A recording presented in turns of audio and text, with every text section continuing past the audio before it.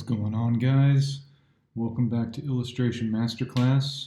Today we're going to be specifically looking at the artist Mingchen, and we're going to be looking at the way it is that this artist uses contrast and all the different ways it is that you can use contrast. That's what this video is about.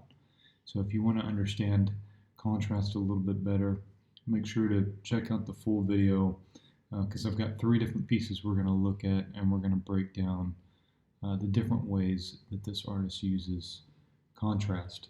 I want to make an announcement as well, real quick before we get started. I have a Discord study group where a bunch of artists get together and we do daily studies of other artists, and we post them in the group chat. If you're interested in something like that, feel free to hit the link in the description box below and come and hang out with us. And I would really like to have some other people in there. We've got game dev people in there. We've got people that are musicians and different people that are coming from different areas of art, and so we're all learning from one another. It's really cool. All right, so the first thing it is that we want to look at is that there's some obvious ways to create contrast, and then there's some not so obvious ways to create contrast. And so the most obvious way is a kind of black and white scheme. So if I drop a black on here and I make this a gray tone, it becomes much more clearer that we have different points of contrast that draw our attention to specific areas. So, for example, as I like to do, I like to pull out in the image and look at where my eye tends to go. Now, it's not a mistake that the darkest shapes, which are right here, let me go ahead and bring in my red here, which are like right here, right? This is like the darkest shapes, which is right in here, are all supporting. Here, I could say here. They're all here in this foreground character, right? All the darkest shapes are here in this foreground character, and that was something that he intentionally did. So the first way it is that we can use contrast is through value, and we can see that here that this character or this artist is using value to differentiate the different elements of the painting. So this is the foreground element, which is this character that's in the front that's holding the rifle.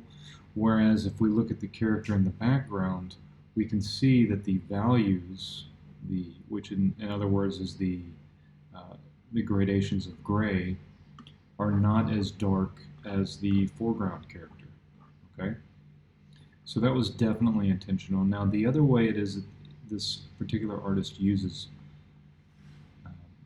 contrast, another way to contrast things, is not just through value, which we can see, we can obviously see that there is a contrast between these dark values and the amount of values that are in this figure here versus this figure here, but also obviously the way it is that all of the background over here just fades into a white, right?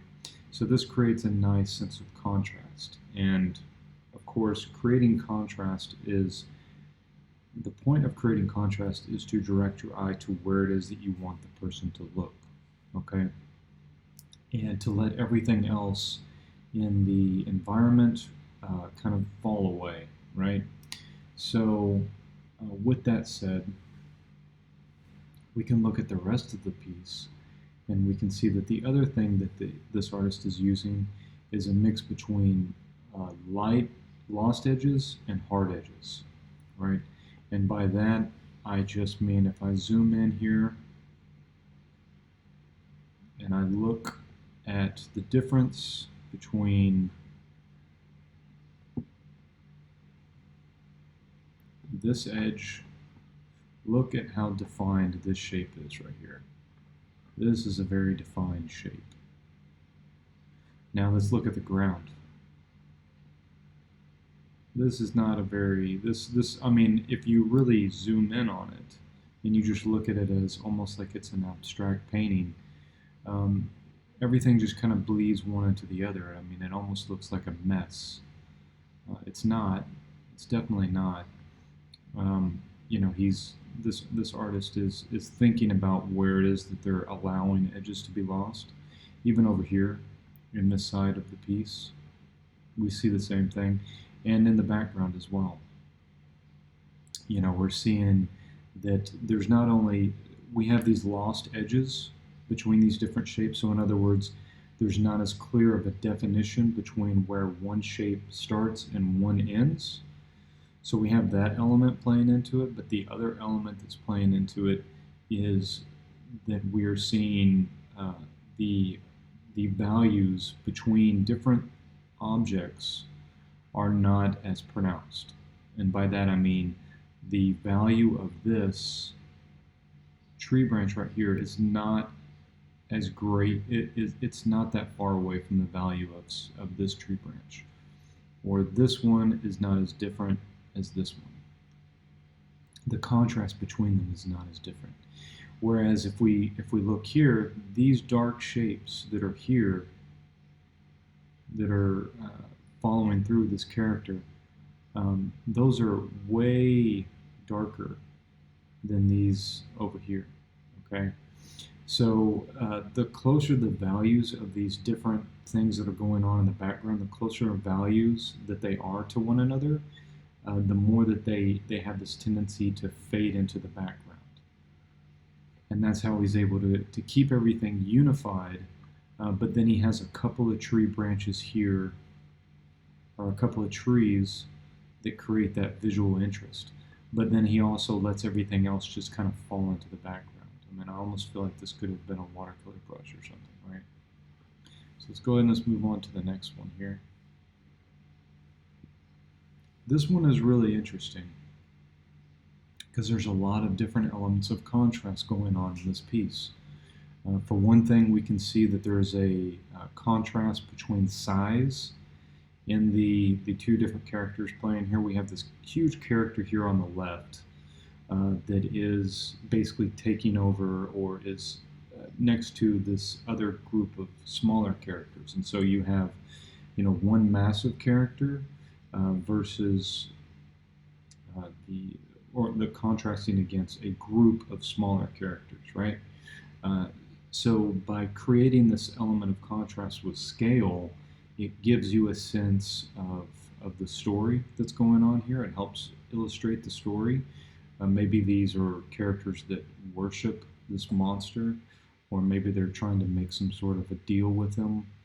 I'm not exactly sure where it is that this is from, or what this is, but again, we see that there's different things that are brought to our attention, while other things kind of fade into the background. So if we look at the characters, if we zoom in just a little bit, we can see that the only character that really has the defined edges that we talked about in the previous one is this character here and this character here. These characters back here, they are defined, but you can see that there's a lot of lost edges going on with these characters. They are separated from the background by this kind of light color that's coming from behind them. But at the same time, their facial features and the features on their robes and whatnot down here is not clearly as defined as these two central characters that we're having our attention drawn to. You could say there are other elements of contrast in terms of the masks, right? You have all these masks on essentially what looks like a faceless monster. Like his head is shrouded behind something, and then he has these masks that are supposed to be representing his face.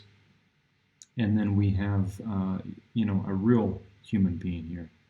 And so there's different elements of contrast there in the storytelling, right? And one of the other things that I like to do with this, and something I would like to show you is that if I take this piece and I turn the color to a different color, what's interesting to me is that because the values work so well in this piece, I could almost I could open up my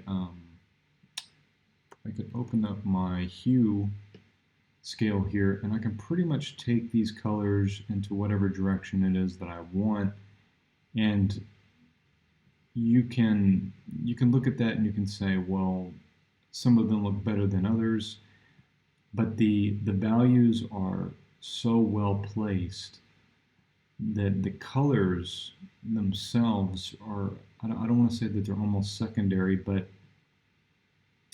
they're pretty much readable and acceptable in any of these different ranges. And notice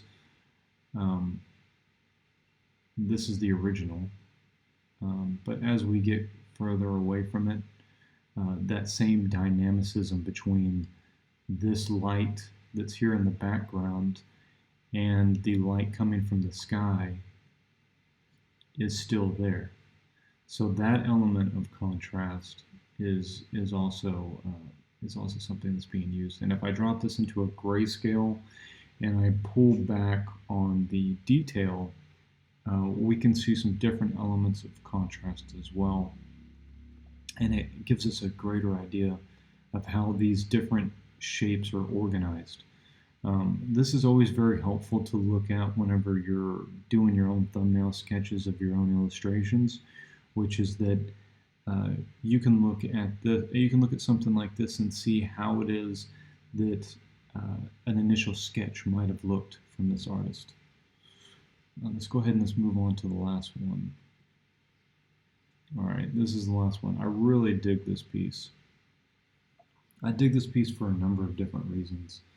You know, I could, for one, I can do what I did a moment ago, which was drop the, put an artistic filter on it, so I can drop the amount of different colors that it shows, and this really helps me illustrate some of the things it is that I like about this piece. You know, we have like this strong diagonal lines that are cutting across this piece, which is what it is that you want whenever you're creating something that has an atmosphere of something that is dynamic, right? You have this water, this goo stuff that's rushing up the sides of the inside here, and it's going along with this circular shape and is pointing us here to this character, right? And of course there's different elements of contrast going on here just within this separate element here. If I take these off